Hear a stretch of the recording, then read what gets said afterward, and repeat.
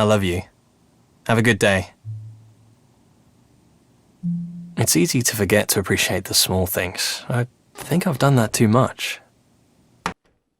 Hello, my name is Colin Campbell. I'm with Polygon. You're looking at Fragments of Him, and I'm joined by my colleague Allegra Frank, who's also played this extraordinary game. Allegra, it's out today. Give us a quick rundown of what this game is all about. Yeah, hi Colin. So this game prides itself on being about love, loss, grief, and mourning. I think those are the four key words here. So it's very much an emotional experience, an emotional narrative about this young man who I think I can say it. Can I say it? Spoiler alert. Yes, I Um, think I think it's pretty well known what happens at the start. yeah, I think it's pretty clear he dies. So it's this young man who dies in the very first scene of the game. And then after he passes, you kind of switch between the perspectives of three of his loved ones, his grandmother, his ex-girlfriend, and his lover at the time of his passing. So it's kind of following along with them as they grieve and mourn the loss of this very important person in their lives. I really enjoyed this game, although it took me a while to kind of get into the swing of it because it is very somber, it is very sad. It takes a while to really connect the emotions that are going on in this game, the emotions that are sort of being asked of the player, and the characters that you see in the world that you live in, because it is a sort of this sort of stark grey world. And the characters that you spend your time with, they sort of have a sort of mannequin sense about them. Did you feel that as well? Yeah, definitely it's a bit off-putting at first to just see these it's super monochromatic. There's minimal amounts of color, and even though the game is so emotional, it's completely about the interior feelings of these characters. They don't really express it on their faces. Their faces don't really change. So it is a bit strange, but I think it works well as a projection device.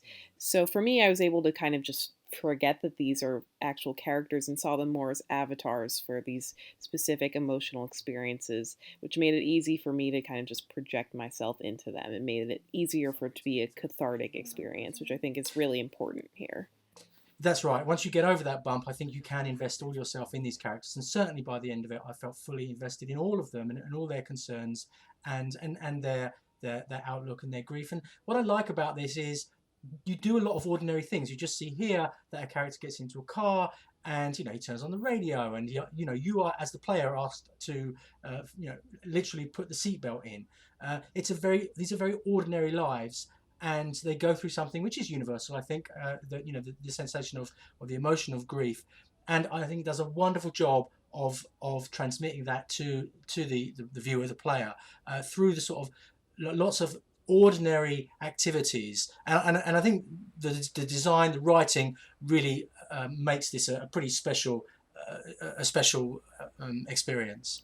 Yeah, I definitely like what you said about how this is a very ordinary story because I think that's important here. I think it's kind of making people feel like it's normalizing the grieving process. Like I think a lot of people are hands off on that. Like people don't really want to confront death, which it's a scary thing to do that. It's really scary to, admit to yourself that death happens and that it's really hard to understand and it's completely beyond you. It's an inexplicable thing. So I really like that this is a very mundane kind of story. It could really happen to anyone, and frankly it will. I mean, it's totally universal. It's totally about this completely normal experience that everyone is going to have to go through. Yeah, there's a subplot here which is a little bit later in the game, so if you really don't want any spoilers, I'd stop watching now. Where his grandmother struggles to cope with the fact that her grandson is gay, and it takes her a while to really come to terms with this. And I thought that was that again, that's a fairly common story, I suppose. And again, I think they handled it beautifully in terms of the way that they kind of ratcheted it up as the story went along, and then finally gave you this wonderful payoff. Sort of towards the end, and I think the payoffs were really nicely handled. Yeah, definitely. I mean, this is a game that lives or dies by the way it tells its story, and I think the writing here is so strong.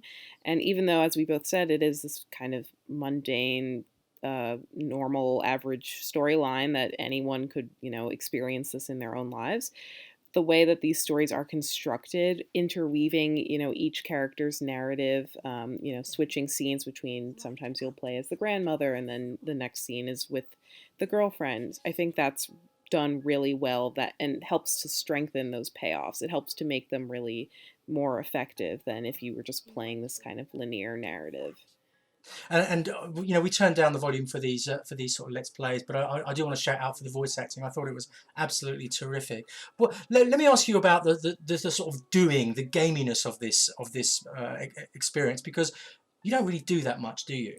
Yeah, so it's kind of like a point and click, but not in any, puzzle game sense. It's more like you're forced to click on things to move forward. So you actually do control your character to move forward, but it's not like there are alternate routes or, too many different options of things to investigate.